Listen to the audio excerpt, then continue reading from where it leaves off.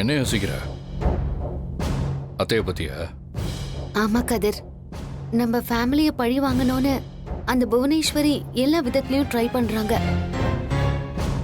முடிஞ்ச அளவுக்கு நாமளும் எல்லாத்தையும் தடுத்து நிறுத்திக்கிட்டு இருக்கோம். ஆனா பெரியம்மாவை இதுல இருந்து எப்படி காப்பாத்துறதுன்னு தான் எனக்கு தெரியல கதிர்.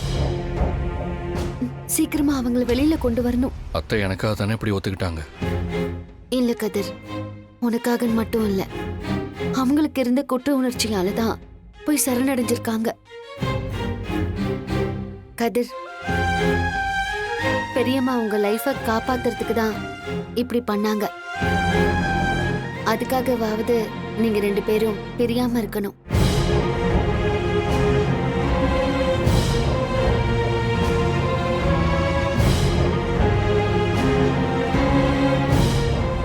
மாயா, அம்மாவை பத்தியா பேசுன? ஆமா, அவங்கள எப்படி வெளியில கொண்டு வர்றதுன்னு யோசிக்கிறோம். அம்மாவை நினைச்சா எனக்கு ரொம்ப கஷ்டமா இருக்கு. அவங்க அங்க என்ன கஷ்டப்படுறாங்கன்னே தெரியல. அதெல்லாம் நீ எதுவும் பயப்படாத. குருவுக்கு பெரியம்மா மேல மரியாதை இருக்கு. அவர் எதுவும் ஆகாம பாத்துப்பாரு. சித்தப்பா கூட அவங்கள பாக்குறதுக்காக தான் போயிருக்காரு. எனக்கு கூட பார்க்கணும்னு தோணுது. இல்ல தனா, நீ அங்கெல்லாம் போக வேண்டாம். சீக்கிரமா அவங்கள ஜாமீன்ல எடுத்துடலாம். நீ கவலைப்படாம இரு. ம்?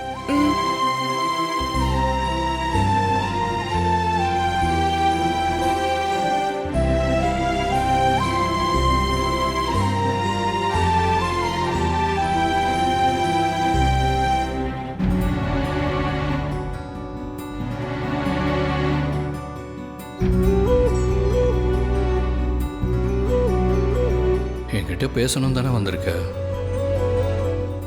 ஆனா தயங்குற. எனக்கும் உன் மனசுல நான் இருக்கேனான்னு கேட்கணும் தான் தோணுது. அதை உன் வாயால சொல்லணும். அதை வச்சுதான் நான் அடுத்த ஸ்டெப்பை எடுத்து வைக்க முடியும்.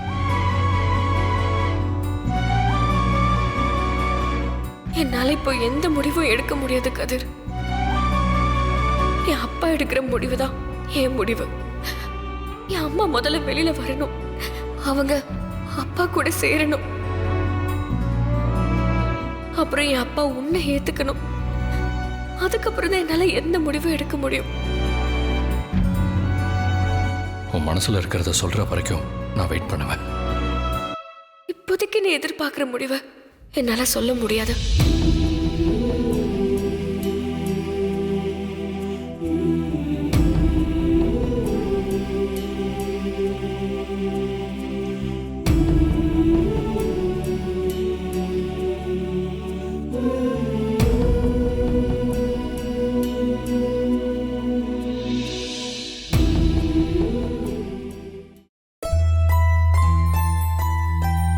சார் வணக்கம் சார். வணக்கம். அன்னைக்கு சாப்பாடு கொடுக்கணும். இன்ஸ்பெக்டர் ஐயா கிட்ட ஏற்கனவே சொல்லிட்டேன்.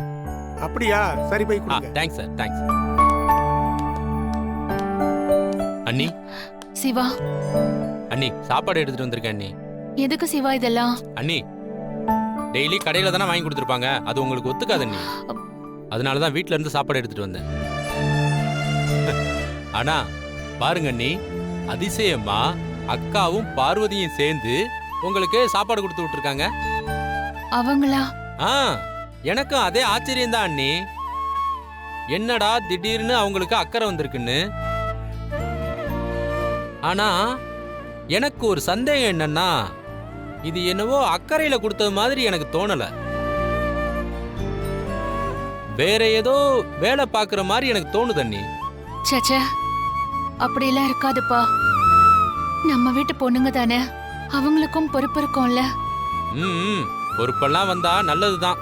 சிவா, உங்க அண்ணன் எப்படி இருக்காரு?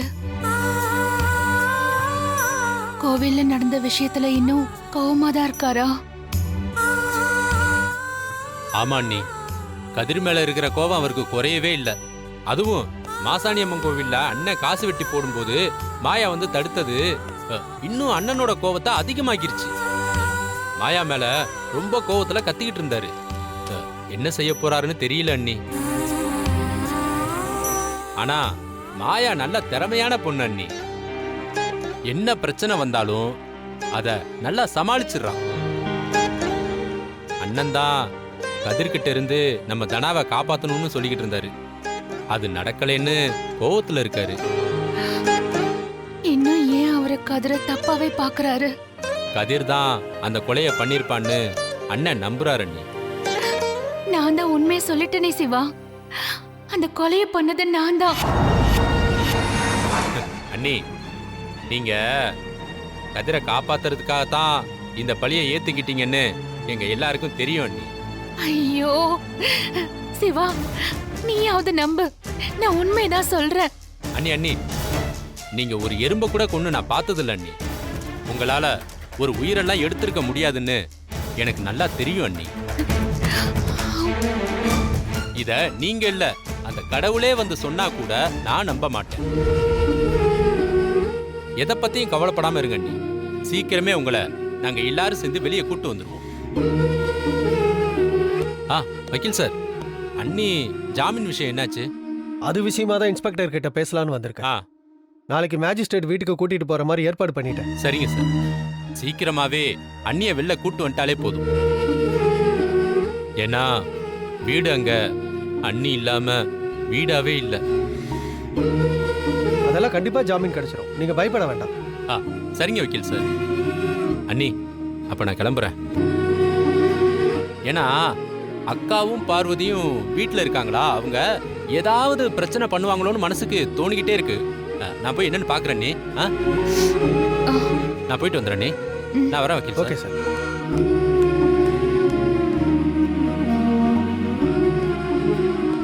ஜானகி அம்மா, உங்ககிட்ட ஒரு விஷயம் சொல்லணும்.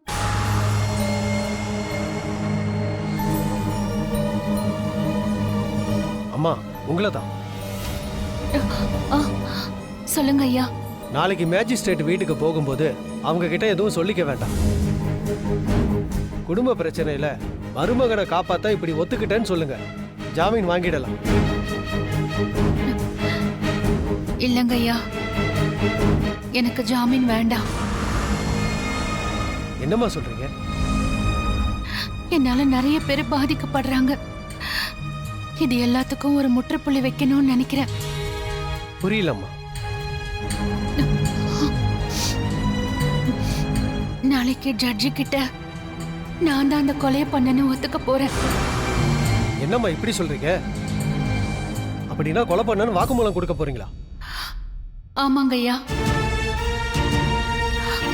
என் பொண்ணோட வாழ்க்கையில இருக்கிற பிரச்சனையை முடிச்சு வைக்க இதுதான் ஒரே ஒரு வழி.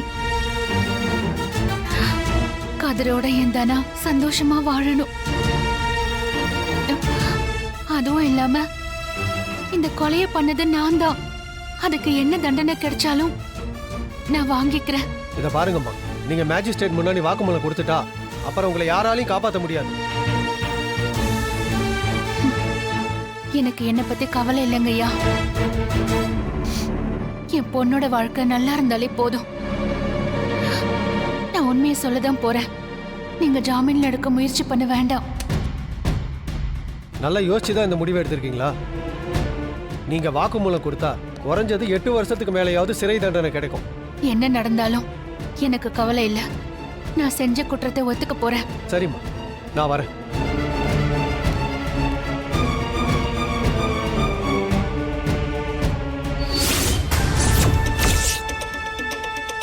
நிஜமாவா சொல்றீங்க?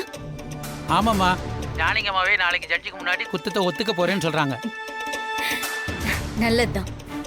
சரி, அங்க என்ன நடந்தாலும் எனக்கு ஃபோன் பண்ணி சொல்லுங்க. சரிங்கம்மா, நான் வச்சிடுறேன்.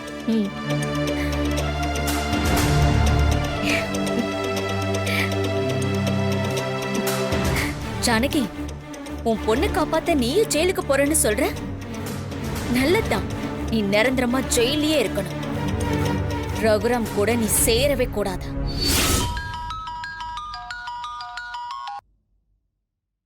ஹலோ, சொல்லுங்க சார். ஆயா, உங்க பெரியம்மா நாளைக்கு ஜட்ஜி கிட்ட நான் தான் கார்த்தியை கொலை பண்ணேன்னு ஒத்துக்க போறதா சொல்றாங்கம்மா. என்ன சார் சொல்றீங்க? ஆமாம் ஐயா, நாளைக்கு அவங்க மட்டும் அப்படி சொல்லிட்டா ஜாமீன் எடுக்கவே முடியாதுமா. அது மட்டும் இல்லம்மா, ஜாமீன் எடுக்க ட்ரை பண்ண வேண்டாம்னு வேற சொல்றாங்கம்மா. இல்ல சார், நீங்க ப்ரொசீஜரை ஸ்டாப் பண்ண வேண்டாம். பெரியம்மா வந்து கதிர்க்காக தான் அப்படி சொல்றாங்க. நான் அவங்க கிட்ட பேசிக்கிறேன். நீங்க ஜாமீன்ல எடுக்கிறதுக்கான வேலையை பாருங்க. சரிம்மா.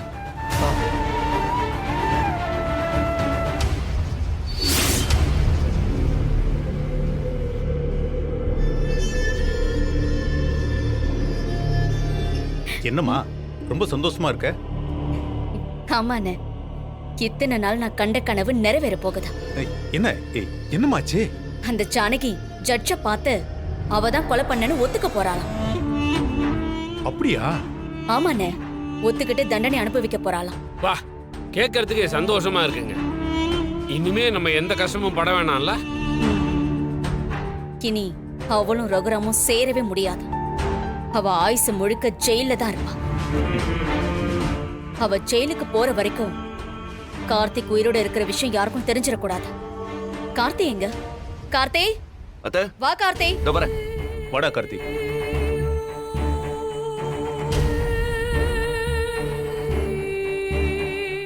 சொல்லுங்க கார்த்தி, நீ கொஞ்ச நாளைக்கு இங்க இருக்க வேண்டாம். நீ உடனே கிளம்பி கேரளாக்கு போயிடு. எதுக்கு? அந்த ஜானகி குற்றத்தை ஒத்துக்க போறா. அவளுக்கு தண்டனை முடிவாகி அவ ஜெயிலுக்கு போற வரைக்கும் நீ இங்க இருக்க வேண்டாம். ஏன் சொல்றேன்னா, அந்த மாயா ஜானகியை காப்பாத்துறதுக்கு போலீஸ் வேலையில அவ பண்ணிக்கிட்டு இருக்கா. அவளுக்கு மட்டும் நீ உயிரோட இருக்கிறது தெரிஞ்சிச்சு, அவ சும்மாவே இருக்க மாட்டான். அதுவும் இல்லாம அந்த இன்ஸ்பெக்டர் குரு வேற அந்த குடும்பத்தோட விசுவாசி. அவனுக்கு சந்தேகம் வந்தாலும் பிரச்சனை தான். ஏதாவது ஒரு சின்ன விஷயம் லீக் ஆனாலும் அவ்வளவுதான், என் ஆசையில மண்ணு விழுந்துரும்.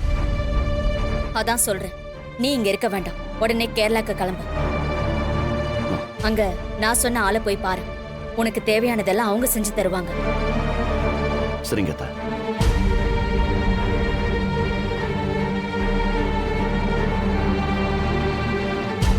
இந்தா, இது உன்னுடைய புது நம்பர். நீ கேரளா போய் இறங்கிட்டு எனக்கு சொல்லு. என் ஃப்ரெண்டோட அட்ரஸும் லொகேஷனும் உனக்கு நான் ஷேர் பண்றேன். நீ அங்க போய் ஒரு 3 மாசம் தங்கியிரு. நான் உனக்கு ஃபோன் பண்ணி வர சொன்னதுக்கு அப்புறமா தான் நீ இங்க வரணும். என்ன யோசிக்கிற? இல்ல அது வந்து தானா, அவளை நான் உனக்கு கல்யாணம் பண்ணி வைக்கிறேன். அதுக்கெல்லாம் ஒரு டைம் வேணும். இப்ப நீ கிளம்பி போ, அதான் உனக்கு ஒரே வழி. சரி நான் கிளம்புறேன். போகும்போது பத்திரமா போ. முகத்தை நல்லா மூடிக்கோ. யாருக்கும் தெரியாத மாதிரி பாத்துக்கோ. சரிங்க. கிளம்பு.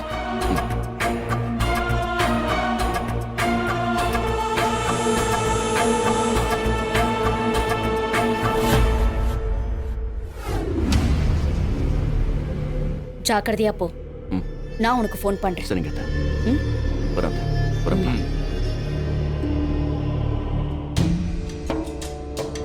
இனிமே ஒரு பிரச்சனையும் இல்லைங்க. கார்த்திக் தம்பி உயிரோடு இருக்கிற விஷயம் யாருக்குமே தெரிய போறதில்ல. அந்த ஜானகி மட்டும் ஜெயிலுக்கு போயிட்டா அப்புறம் அந்த ரகுராம் நிர்கதியா நிப்பான். அந்த குடும்பமும் உடைஞ்சு போயிடும். உன்னை ஏமாத்தின அந்த குடும்பமும் இல்லாம போயிடுமா?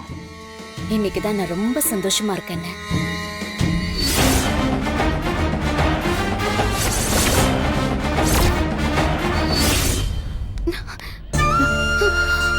மாயா, ஏன் பெரியம்மா வக்கீல் கிட்ட எல்லாத்தையும் ஒத்துக்க போறேன்னு சொன்னீங்க? நான் தானே மாயா அவனை கொலை பண்ண. பெரியம்மா ப்ளீஸ் அப்படிலாம் சொல்லிட்டு இருக்காதீங்க. அதானே மாயா உண்மை. என்னால ஒரு தப்பும் பண்ணாத தனாவும் காதரும் ஏன் பாதிக்கப்படணும்? அதான் நானே பண்ண குற்றத்தை ஒத்துக்கிட்டு ஜெயிலுக்கு போயிடலான்னு இருக்கேன். நான் தான் குற்றவாளின்னு தீர்ப்பு வந்துருச்சுன்னா எல்லாருக்கும் கதிரை எந்த தப்பும் பண்ணலன்னு தெரிஞ்சிரும். இதனால கூட உன் பெரியப்பாவோட கோபம் குறையலாம்ல. நீங்க அவனை கொலை பண்ணல, என்ன காப்பாத்ததான் அவனை அடிச்சீங்க, அவ்வளவுதான். இது எப்படி கொலை ஆகும்? மாயா, எப்படியோ நான் அடிச்சதுக்கு பிறகுதானே அந்த பையன் செத்து போயிருக்கான். அப்ப அது கொலை தானே. எனக்கு என் தனாவோட வாழ்க்கை நல்லா இருக்கணும். அதுக்கு நான் ஜெயிலுக்கு போறதுதான் ஒரே வழி. பெரியம்மா கொஞ்சம் பொறுமையா இருங்க, நான் ஏதாவது பண்றேன். அது இல்லாம கதிரோட பர்ஸ் அங்க இருந்திருக்கு. இதுல ஏதோ ஒரு குழப்பம் இருக்கு. அதனால நீங்க எந்த ஒரு முடிவுக்கும் வராதீங்க. இல்ல மாயா, வக்கீல் ஐயா ஜட்ஜை பார்க்க போயிருக்காரு. இன்னும் கொஞ்ச நேரத்துல வந்துருவாரு. நான் போய் ஜட்ஜி முன்னாடி எல்லாத்தையுமே சொல்லி தண்டனையை ஏத்துக்க போறேன், அவ்வளவுதான். ஐயோ பெரியம்மா, ஏன் பெரியம்மா நீங்க? மாயா, மாயா, ஏமா இப்படி அழற? இது பாரு, எல்லாமே நல்லதுக்குதான். இல்ல பெரியம்மா, என்ன காப்பாத்த வந்ததானே உங்களுக்கு இந்த நிலைமை? இல்ல இல்ல, என்னாலதான் நீங்க இப்ப இங்க இருக்கீங்க. ஐயோ அழாத. இது பாரு, நீயும் என் மகதான். உனக்கு ஒண்ணுனா என்னால பாத்துக்கிட்டு சும்மா இருக்க முடியுமா சொல்லு? நீயும் தனவும் சந்தோஷமா இருந்தாலே போதும். அதனால நீ எதை பத்தியும் யோசிக்காத என்ன? நீ தைரியமா இரு, எல்லாத்தையுமே நான் பாத்துக்கிறேன். அழாத, நீ வீட்டுக்கு போ போ.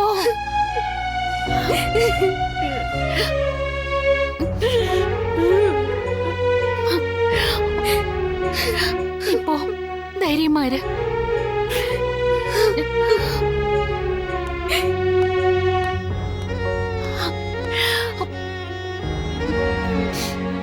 ஆமாம்மா, ஒரு நிமிஷம் நான் கால் பண்றேன்.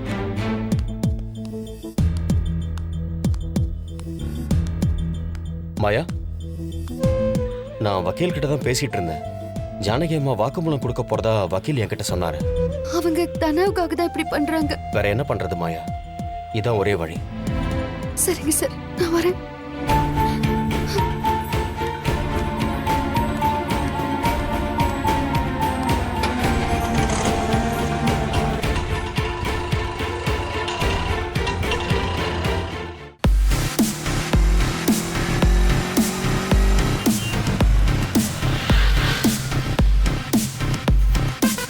நம்ம ஊர்ல இப்படி ரெண்டு அழகான பொண்ணுங்களா இது வரைக்கும் பார்த்ததே இல்லையே.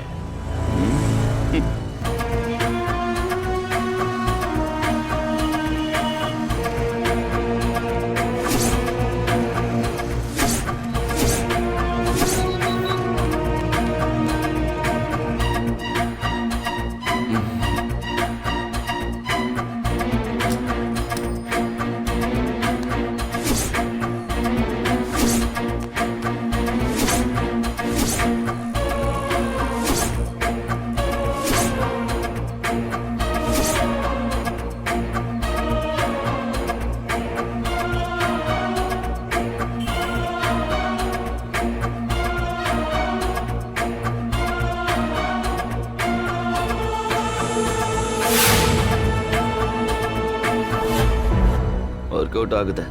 திரும்ப நம்ம ஊருக்கு வந்தா யூஸ் ஆகும். எப்படியாவது பேசி நம்பரை வாங்கிடணும்.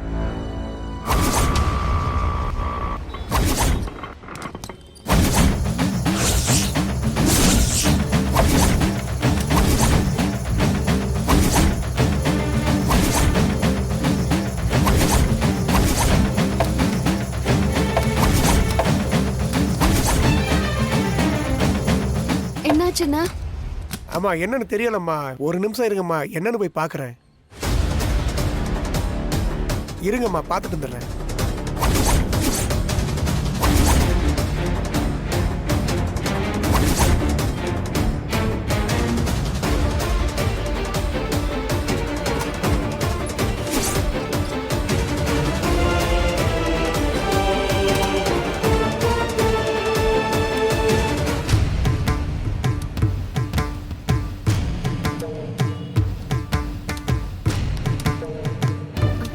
அண்ணா, என்னாச்சு? என்னன்னு தெரியலம்மா, ஒரு 5 நிமிஷம் ஆகுமா, ஒன்றும் அவசரம் இல்லையே.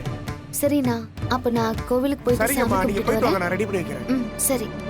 ஆ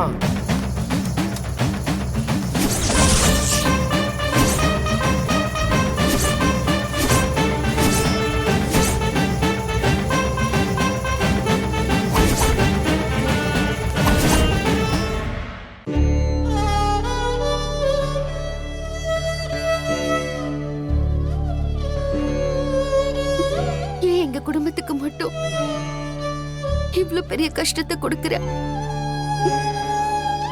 என் பெரியம்மா என்ன தப்பு பண்ணாங்க? என்ன காப்பாத்துறதுக்காக தானே அவங்க அப்படி பண்ணாங்க. இதுவே நீ பண்ணா அது வதம், பெரியம்மா பண்ணா அது கொலையா? அப்படி பார்த்தாலும் நாங்க கொன்னது ஒரு பொம்பளை பொறுக்கிய. அதுக்கு என் தங்கச்சியையும் என் பெரியம்மாவையும் நீ தண்டிக்கிறிய. இது நியாயமா? நீ நிஜமாவே உண்மையா இருந்தா என் பெரியம்மாவை இதுல இருந்து காப்பாத்து.